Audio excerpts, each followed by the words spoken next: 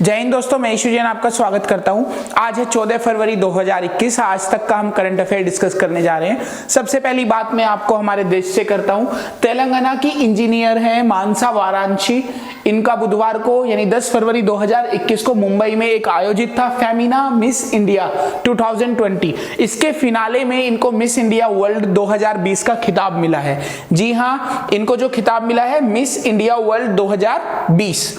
तो ये एक इंपॉर्टेंट क्वेश्चन है, मिस इंडिया वर्ल्ड 2020 किसको मिला है? तो मानसा वाराणसी इनका पूरा नाम है, इनको मिला है। और 10 फरवरी 2021 को ये अनाउंस हुआ है, 10 फरवरी 2021 को ये अनाउंस हुआ है और फिनाले तक ये पहुंची हैं। और ये जो है मानसा वाराणसी हैं जिनको ये खिताब मिला है। तो अपने आप में ये बहुत ही इंपॉर्टेंट क्वेश्चन बन जाता है। तो इसलिए मिस इंडिया वर्ल्ड 2020 से एक क्वेश्चन है ये, जिसको आप अपने पास नोट कर लेंगे। इसके बाद हम आगे बढ़ते हैं। संयुक्त राष्ट्र मानवाधिकार परिषद में अमेरिका ने फिर से एंट्री ली है।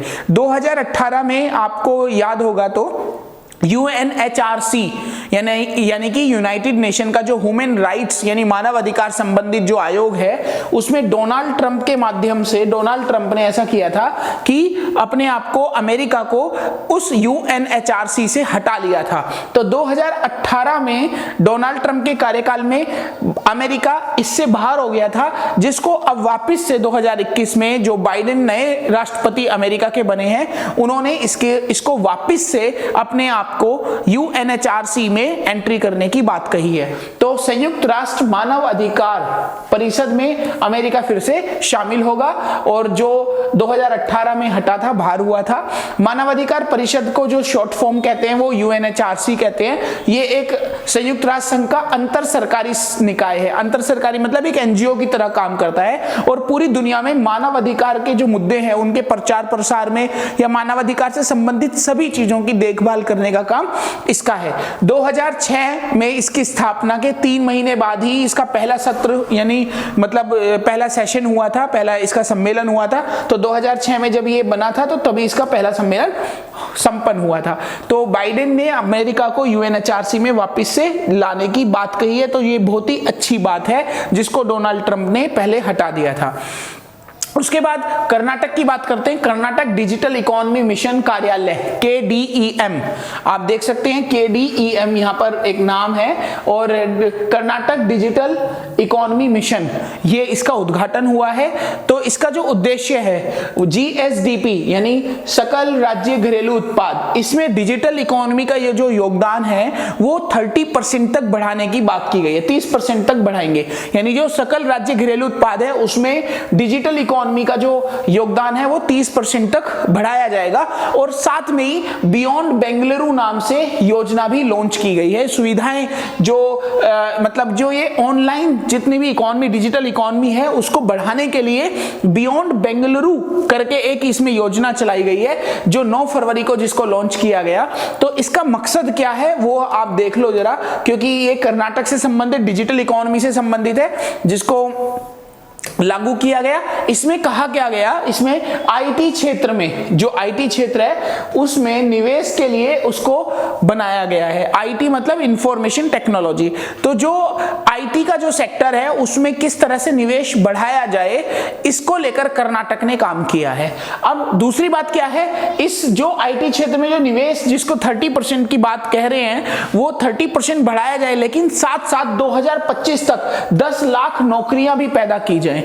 और वर्तमान में जो GSDP में IT का जो योगदान है वो 25% है और ये 25% में 98% अकेले बेंगलुरु ने संभाला हुआ है। इसलिए यहां पर बियॉन्ड बेंगलुरु की बात की गई है कि बियॉन्ड बेंगलुरु के माध्यम से यानी कि 98% जो अकेले बेंगलुरु ने संभाल रखा है, बेंगलोर ने संभाल रखा है, वो अब अदर दूसरे क्षेत्रों में फैले और जितना दूसरे क्षेत्रों में फैलेगा उतना ही ज्यादा उसमें इंप्रूवमेंट होगा, यानी कि दूसरे क्षेत्रों को भी मौका मिलेगा।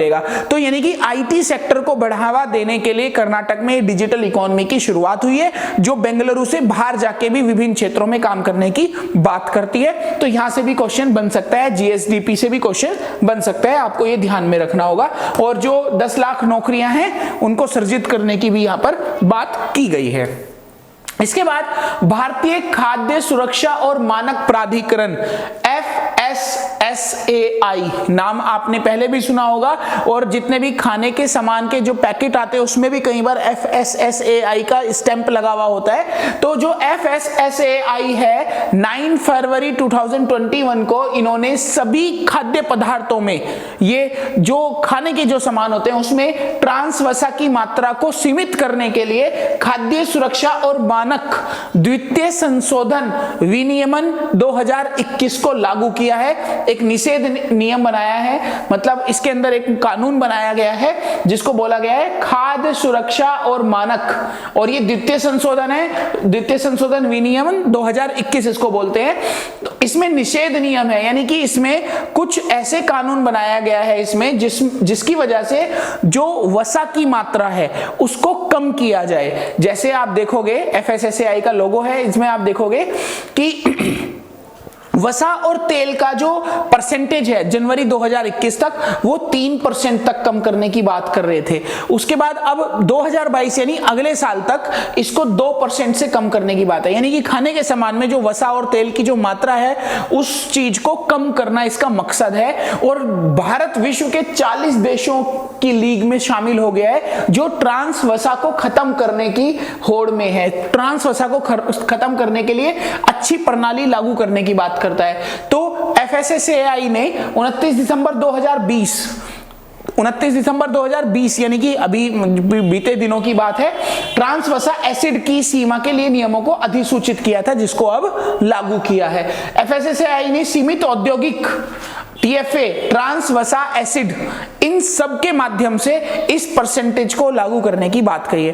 तो एक तरह से ये अपने आप में बड़ा क्वेश्चन बन जाता है कि हमारा जो FSSAI है किस तरह से ट्रांस और वसा को खत्म करने के लिए 40 देश जो पूरे विश्व में है काम कर रहे हैं, उसके साथ साथ भारत भी उस चीज को खत्म करने की बात करता है जिससे हेल्थ सेक्टर में और सुधार हो और जो खाने पीने के सामानों की जो गुणवत्ता है वो और अच्छी हो, वो इंक्रीमेंट हो उसमें भी।